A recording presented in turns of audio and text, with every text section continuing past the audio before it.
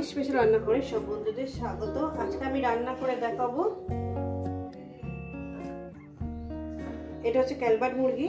ক্যালবার্ট মুরগি নিয়ে নিয়েছি ভালো করে, আর এখানে নিয়ে নিয়েছি আপনার আলু, এখানে আপনার আছে পেঁয়াজ কুচু, টমেটো, আদা রসুন, ধনেপাতা। এই আমার লেগেছে। রেসিপিটি শুরু করার আগে বলবো বন্ধুরা, রেসিপিটাকে লাইক করবেন, শেয়ার করবেন। নতুন নতুন রেসিপি দেখতে গেলে আপনারা চ্যানেলটিকে সাবস্ক্রাইব করে নেবেন। ঠিক যেভাবে খাই ঠিক আপনাদের ঠিক সেইভাবেই দেখাই। তো বন্ধুরা চলুন রেসিপিটি শুরু করা যাক। রেসিপিটা কিন্তু পুরোটাই দেখবেন, আর কেমন লাগছে অবশ্যই কিন্তু বলবেন। চলুন শুরু করা যাক। এখানে আপনার দিয়ে দিয়েছি শুকনো লঙ্কা, কাঁচা লঙ্কা, গোটা গরম মশলা, হলুদের গুঁড়ো, জিরে ধনের গুঁড়ো, আর তারপর দিয়ে দেবো এখানে আদা রসুনটা। এর মধ্যেই দিয়ে দেবো একসঙ্গে। বন্ধুরা দেখতেই পাচ্ছেন, আশা করি আপনারা দেখতে পাচ্ছেন বন্ধুরা। এই যে আদা রসুনটা আমি দিয়ে দেবো একসঙ্গে, মিহি একটা পেস্ট বানিয়ে নেবো। এই যে দিয়ে দিলাম, একটা মিহি পেস্ট বানিয়ে নেবো। রেসিপিটা কিন্তু পুরোটাই দেখবেন, আর কেমন লাগছে বলবেন। গ্যাস ধরিয়ে দিয়েছি, কড়া আমি বসিয়ে দিয়েছি। কড়াটা আমার গরম হবে। কড়াটা আমার গরম হয়ে গেছে বন্ধুরা। পরিমাণ মতন আমি তেলটা দিয়ে দেবো। আর রেসিপিটা কেমন লাগছে কিন্তু বলবেন। তেল দিয়ে দিলাম। এবার তেলটা আমার গরম হবে। তেলটা আমার গরম হয়ে গেছে। এখানে দিয়ে দেবো আপনার ওই যে লবণ আর হলুদ। পাশে একটু আওয়াজ হচ্ছে বন্ধুরা, ওই অক্সরা ফ্ল্যাটে পাশেই ফ্ল্যাট, জানলার উপরেই ফ্ল্যাট। দেখাবো একদিন আপনাদের। দিয়ে দেবো আলুগুলো। কিছু মনে করবেন না আওয়াজের জন্য। আলুগুলো সুন্দর করে লাল লাল করে ভেজে নেবো, কিন্তু পোড়াবে না। পোড়ালে দিয়ে দিলাম। সুন্দর করে আমি এটা ভেজে নেব। তো বন্ধুরা দেখতেই পাচ্ছেন, আমি 6 মিনিট ধরে আলুটাকে আমি সুন্দর করে ভেজে নিয়েছি। আলুগুলো আমি তুলে নেব। ওই তেলের মধ্যে আমি তেজপাতা, সামান্য পরিমাণে গোটা জিরে দিয়ে দিলাম। কয়েক সেকেন্ড ভেজে নেবো। ভাজা হয়ে গেছে, তেল যেহেতু আমার গরম। দিয়ে দেবো এখানে পেঁয়াজ কুচো। বেশি এখানে পেঁয়াজ দিইনি বন্ধুরা, যেহেতু গ্রেভি আমি বেশি করতে চাই না।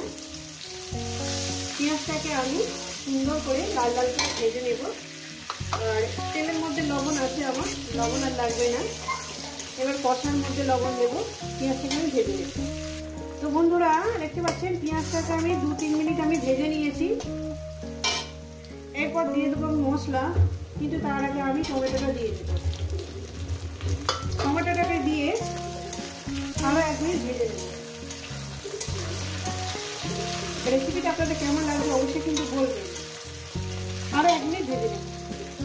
টমেটো আমি ভেজে নিয়েছি। এরপর দিয়ে দেবো মশলা। মশলার বাটি ধোয়া জলটা আমি পরে দেবো। মশলাটাকে প্রথমে আমি কষিয়ে নেব। বাটি ধোয়া জলটা আমি পরে দেবো।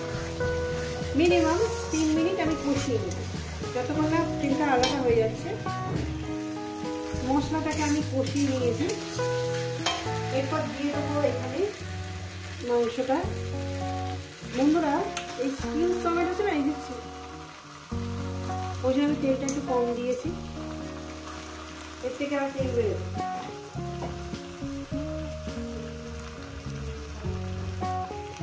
দিয়ে ভালো করে সুন্দর করে কষবে। এই মাংসের থেকে আপনার তেল বেরোবে। রেসিপিটা কিন্তু আপনাদের কেমন লাগছে অবশ্যই কিন্তু বলবেন। মনে হয় আমি যেভাবে খাই ঠিক আপনাদের সেইভাবেই রান্না করে দেখাই।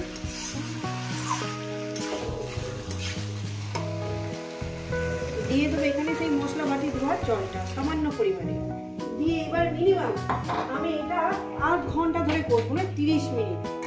30 মিনিট আমি এটাকে রান্না করব। তারপর আমি এটাকে প্রেসার করে দেবো। যেহেতু খাসির মাংসের মতন প্রেসার করে দেবো। 8 ঘন্টা আমি কষিয়ে নেব।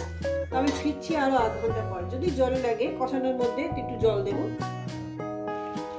তো বন্ধুরা যত সুন্দর কষবেন ততটাই টেস্টি হবে, কিন্তু হ্যাঁ গ্যাস কিন্তু মিডিয়ামে রেখে কষবেন, মশলা পুড়ে যাবে, টেস্ট ভালো হবে।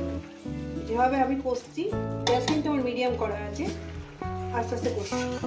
10 মিনিট হয়েছে, আমি আরো 20 মিনিট এটাকে রান্না করবো, তারপর আমি এটাকে প্রেসার করে দেবো।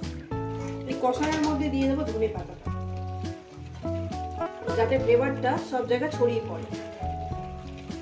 ধনে পাতা আমার পছন্দ বলে আমি দিলাম, আপনাদের যদি ধনে পাতা না ভালো লাগে দেবেন না, যাতে ভালো লাগে তারা দেবে, আমি অল্প করেই দিয়েছি। লবণটা দিয়ে দেবো। বন্ধুরা বেশি কষানো দেখাবো না, যেহেতু ভিডিওটা অনেক বড় হয়ে যাবে।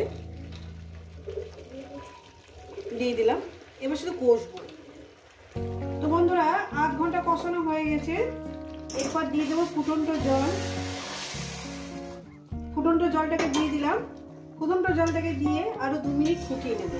যেহেতু ফুটন্ত জল দিয়েছি 2 মিনিট ফুটিয়ে নেবো, প্রেসার কুকারে দেবো। তো বন্ধুরা 2 মিনিট আমি ফুটিয়ে নিয়েছি, 2-3 মিনিট ফুটিয়ে নিয়েছি। এবার এটাকে প্রেসার কুকারে আমি নামিয়ে দেবো।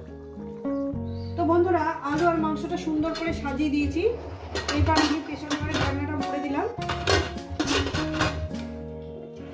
এবার আমি মিডিয়াম গ্যাসে মিডিয়ামেতে 2টো সিটি দেবো।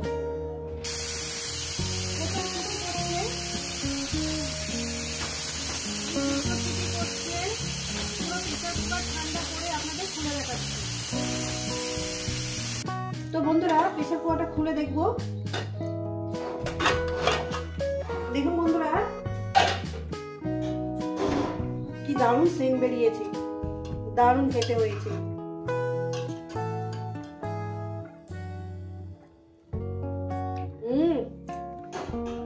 দারুণ হয়েছে। এই রেসিপি যদি আপনাদের ভালো লেগে থাকে অবশ্যই কিন্তু কমেন্ট করে জানাবেন, রেসিপিটাকে লাইক করবেন, শেয়ার করবেন, নতুন নতুন রেসিপি দেখতে চ্যানেলটাকে সাবস্ক্রাইব করে নেবেন।